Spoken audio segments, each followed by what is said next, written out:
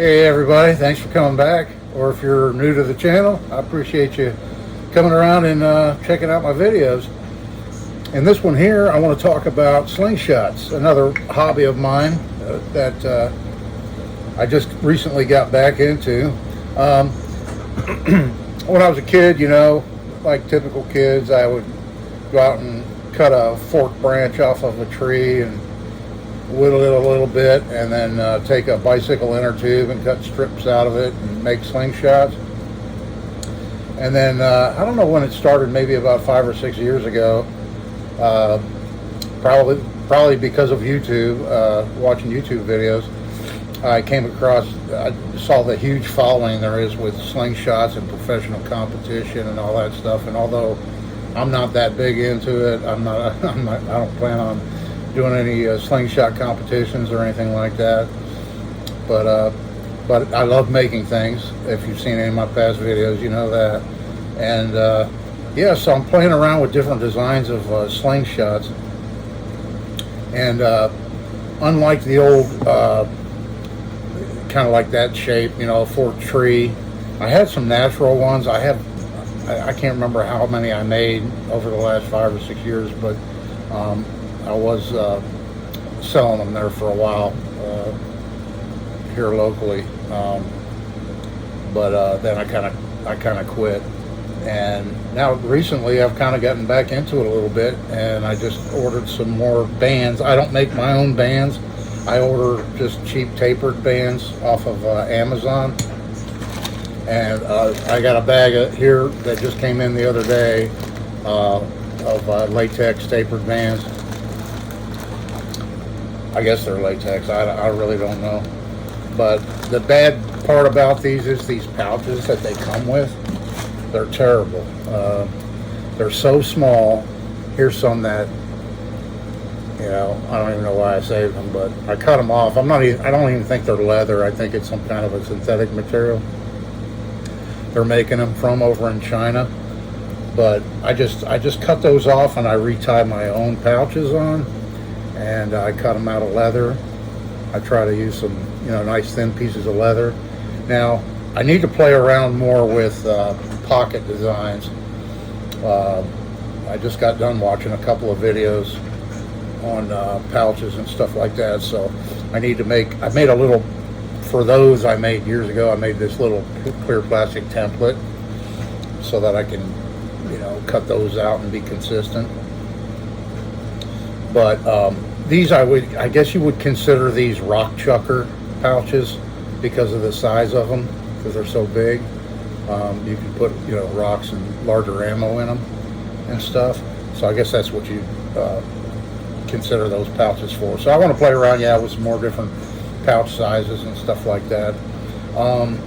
Maybe one of the first ones I did was this one here.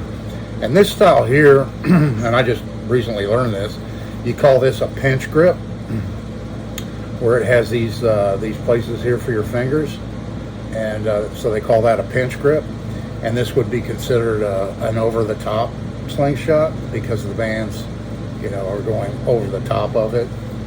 And so I guess they call that an OTP style. And then I don't know all the terminology for this stuff.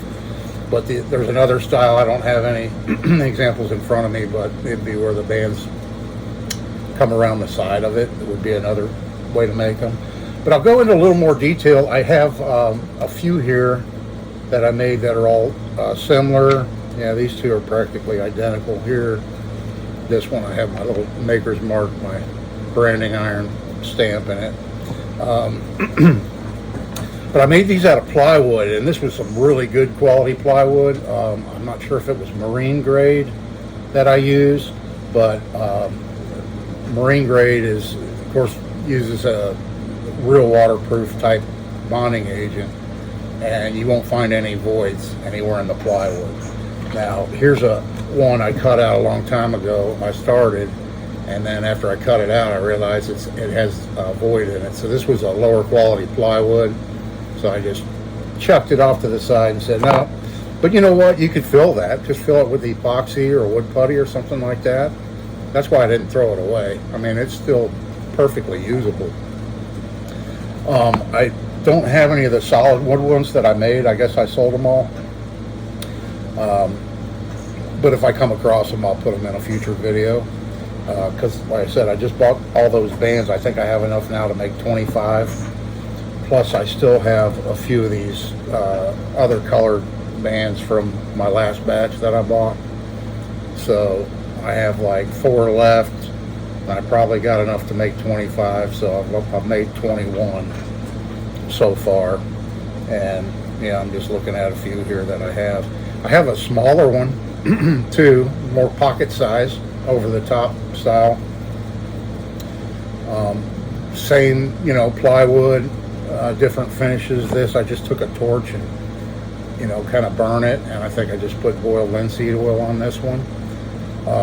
This one may have started off as a tie the band on type, where I cut those grooves in there, like on this one I made for my wife. You cut the grooves in where you actually tie the bands on.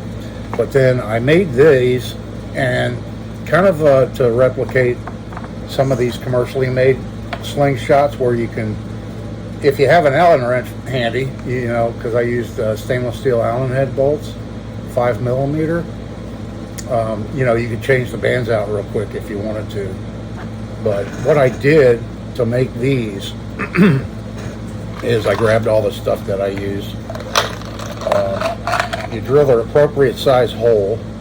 Let's use this one as an example. So right here, now these I did recess those. I kind of rabbited that out for them to fit flush right here. Let's see, and this one here I did not do that. Doesn't really matter, but I think the reason for that was I made this one grooved, and then I changed it over to this style for the band holding. So it doesn't matter, either way works. These little things right here, I think they call them threaded inserts, and these are the 5mm size. And what you do is just drill a hole the size of the minimum diameter of the shank there, and these thread right into the wood, and then it has a nice shoulder here so that you can put it in there where it's flush. You don't want any of this protruding, or it kind of defeats the purpose of getting the band in there and clamp tight. You don't want it sticking up any, because you're actually clamping through the hole. So actually I probably did countersink a little bit for that, just that thickness of the head. I countersunk it so that this would fit down into the wood. And then I took these, I just took little pieces of 1/8 inch of aluminum like this, cut out little squares, drill a hole that here's the 5mm bolt that fits into these thread inserts, I'm calling them, and just bore a hole in the 1/8 inch aluminum to where that fits in there, where it's not snug or anything, and fits nicely. And then I bent it over, just the very tip of it. I would put it in my vise, and then take a cold chisel and tap it where it just bends over just so slightly. Let's see if you can see it in that, where it's got a little bit of a bend over in it. And then that mark would be from the cold chisel for me, doing that maneuver to bend it. And then you take it apart, and it just, at a glance, that goes on top, that part, so that it kind of grips into the rubber better to hold it tight. I've never had one of these come apart. I've never had it. I haven't had any issues with the pockets coming off, or the bands coming out from this style of clamping. You just want to make sure all your wood edges are nice and smooth and everything. There's nothing to damage the bands at all. And let's see, I'll show you that small one. Here's another one, basically the same, where I just little bead up. I've been using these. I've been shooting them. They're fun to shoot. And the more you shoot, the more accurate you get. Here's another one too. That's a tie-on type, different style. Small. I think I have one. If you saw any of my camping videos I made, where I show my little survival kit that I take camping with me. I think I have one just like this, you know, with bands on it and everything, that I take with me when I go camping. I made a number of those. But yeah, I just make a cardboard pattern. Cut out a pattern out of cardboard, paper, or whatever, and then yeah, I just cut them out on the jigsaw. Yeah, I got to point out too. There's a fellow, if you've never heard of him, Zachary Fowler. Really big into, and he's really big into slingshots, or catapults as you call them across the pond. I guess you call them catapults over there. Here in the U.S., we call them slingshots. But yeah, Zachary Fowler, he's a crack shot, and he competes and makes them and sells equipment and stuff, I think, too. He was on the Alone Show, if you ever saw that. He was one of the winners of the Alone Show that used to be on TV. And yeah, really nice fella, and makes really good videos I watch, and I've learned a lot from him about slingshots. So check him out if you're interested in slingshots and you haven't heard of Zachary Fowler. His channel name is Fowler's Makery and Mischief, and he does a wide variety of things, kind of like I do. But it seems like he's a lot like me. He likes to make things, and I think he started off as a boat builder. But yeah, check him out, and if you want to learn more about slingshots and stuff, he'd be a good place to start. He's got quite a few videos on how to shoot one, you know, how to tie the bands on, how to do all that stuff. Now on mine, my pouches, I have been tying them on with sail twine. And yeah, just recently, and then all the factory ones, when you buy them, like this one here, they're tied on with actual rubber banding material. And you know, there's special ways to tie them and all that stuff, but I'm going to switch over and start doing that. And that was Zachary Fowler. His suggestion is not to use string of any type, because it can eventually kind of cut into the bands.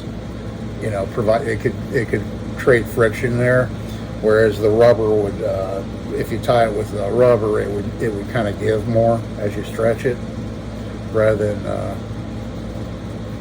you know, possibly abrade it, get it to where it might pop off on you, which you definitely don't want to have to. You don't want to have that happen to you. You know what I mean? But yeah, these slingshots are fun to make. I highly recommend it to anybody who's interested in that. It's a fun hobby, and you got plink cans, or you can hunt with them. You can shoot squirrels and rabbits and pigeons and you name it, you know, if you wanted to. I just wanted to do kind of a quick video on some slingshot stuff I'm working on, and yeah, if you're interested, subscribe and come on back and check out the future ones. I'll create a playlist for slingshots, and then it'll be in that list of my knives around the world, my air guns, my camping tools I've made, you know, various other videos and stuff. So anyway, this is Dave. Thanks for watching. See you in the next one.